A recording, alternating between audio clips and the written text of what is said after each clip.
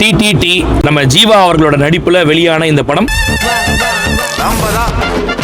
படத்தோட கதை என்ன அப்படின்னு பார்த்தோம்னா, ஒரு குக்கிராமம். அந்த கிராமத்தில் 2 வீடு பக்கத்து வீடு. அது 2 வீட்லையுமே பார்த்தீங்கன்னாக்கா அந்த 2 குடும்ப தலைவர்களுக்குள்ள ஒரு மிகப்பெரிய பஞ்சாயத்து ரொம்ப வருஷமா போயிட்டு இருக்கு. முற்பகல் இல்லையா, அந்த மாதிரி ஒரு மிகப்பெரிய பஞ்சாயத்து போயிட்டு இருக்கு. அங்க பெரிய கூத்தே நடந்துட்டு இருக்கு. என்னடா ஆச்சு? ஒண்ணும் இல்லைங்க, கொஞ்சம் பிரச்சனை. அது ஏன் வீட்லயே பிரச்சனை ஆகும்டா. ஒரு வீட்டில் கல்யாணம் நிச்சயமாயிருக்கு, இன்னொரு வீட்டில் அப்படியே எதிர்பாராத விதமாக ஒரு சாவு ஒன்று விழுந்துருது. இவர் நான் கல்யாணம் 10:30 மணிக்கு தான் நான் பண்ணுவேன் அப்படின்னும் போது, இவரும் நான் சாவை 10:30 மணிக்கு தான் எடுப்பேன் அப்படின்றாரு.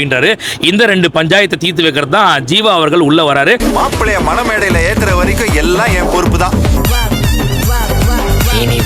பிரச்சனை எப்படி சூடு பிடிக்குது. ஜீவா அவர்கள் அந்த ஊர் தலைவராக இருக்காரு.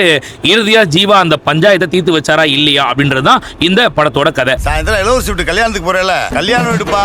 நீங்க சொன்னாலும் சொல்லாட்டியும் அந்த கல்யாணத்துக்கு நான் போய் ஆகணும். படத்தோட பாசிட்டிவ் அப்படின்னு சொல்லணும்னாக்கா, படத்தில் நடிச்ச நடிப்பை சொல்லி ஆகணும். கண்டிப்பாக எல்லாருமே அவ்வளோ அருமையாக நடிச்சிருக்காங்க. ஜீவாவை தாண்டி இந்த படத்தில் ரொம்ப அழகாக நடித்தது யார் அப்படின்னு பார்த்தீங்கன்னா தம்பி ராமையா. ரொம்ப சூப்பராக நடிச்சிருந்தார். உண்மையிலேயே அவருக்கு ஒரு ஸ்பெஷல் ஆர்ட்ஸ் ஆஃப் கொடுத்தாகணும். அதே மாதிரி படத்தோட இன்னொரு பாசிட்டிவ் என்ன அப்படின்னு பார்த்தீங்கன்னா, படத்தோட டியூரேஷன் வெறும் 1.25 மணி நேரம் தான். தாராளமாக உயிருக்கு உத்தரவாதம் அப்படிங்கிற மாதிரி சொல்லி உள்ளே போய் உட்காந்து பார்க்கலாம். 3வது பாசிட்டிவ் என்னன்னா, படத்தில் கதாநாயகி கிடையாது அப்படின்றதால தாராளமாக தைரியமாக உட்காந்து பார்க்கலாம். 4வது விஷயம் என்ன அப்படின்னு பார்த்தீங்கன்னா, படத்தில் வர டைலாக், நம்மளாம் ரொம்ப எதிர்பார்த்த டைலாக், கண்டிஷன்ஸை ஃபாலோ பண்ணுங்கடா. அதே டைலாக் படத்தில் வருது. படிச்சு சொன்னேனேடா, கண்டிஷன்ஸை ஃபாலோ பண்ணுங்கடான்னு. ஸோ இதெல்லாம் ஒரு மிகப்பெரிய பாசிட்டிவ் அப்படின்னு சொல்லுவேன். நெகட்டிவ் என்ன அப்படின்னு பார்த்தீங்கன்னா, இந்த படத்தோட கதை அப்படின்னு ஒன்று சொன்னேன் இல்லையா, இங்கேருந்து அதாவது 2 வீட்டுக்குள்ளே இருக்க பஞ்சாயத்து, 2 ஊரில் இருக்க பிரச்சனைன்னு சொன்னேன் இல்லையா, அந்த பிரச்சனையை தாண்டி வேற எங்கேயுமே அடுத்த கட்டத்துக்கு போகாமல் அங்கேயே உள்ள சுற்றிட்டு இருந்தது தான் மிகப்பெரிய ஒரு நெகட்டிவாக போச்சு. ஸோ இது ஒரு காமெடி சப்ஜெக்ட் அப்படின்றத தாண்டி படத்தில் பெருசாக காமெடி ஒர்க் அவுட் ஆகலையோ அப்படின்ற மாதிரி தோணுச்சு. உதாரணத்துக்கு லாஸ்ட்டில் கிளைமேக்ஸில் சொன்னாங்க இல்லையா, கண்டிஷன்ஸை ஃபாலோ பண்ணுங்கடா. படிச்சு சொன்னேனேடா, கண்டிஷன்ஸை ஃபாலோ பண்ணுங்கடான்னு. அந்த மாதிரி படத்தில் அங்கங்கே வச்சிருந்தாங்கன்னா பார்க்குற ஆடியன்ஸும் அப்படியே என்ஜாய் பண்ணி பார்த்துருப்பாங்க. பட் அந்த மாதிரி பண்ணலையோ அப்படின்ற மாதிரி தோணுச்சு.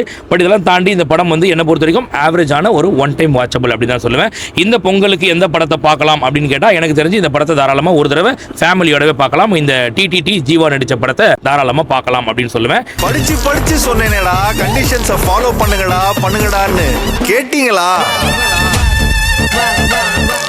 படத்துக்கு ரேட்டிங் அப்படின்னு சொல்லணும்னா 6 மார்க் தரலாம், 10க்கு 6 மார்க் தரலாம் அப்படின்ற மாதிரி சொல்லுவேன். ஸோ தாராளமாக ஒரு தடவை ஃபேமிலியோட பாருங்க, பிரச்சனை இல்லை. அங்க ஒன்றும் வர வேண்டாம் கேட்டாச்சா, அங்க ஃபுல் ஃபைட்டா இருக்கு. சாரி ஒன்றும் சொல்ல வேணாம், ஒரு முத்தந்தா சுவாமி.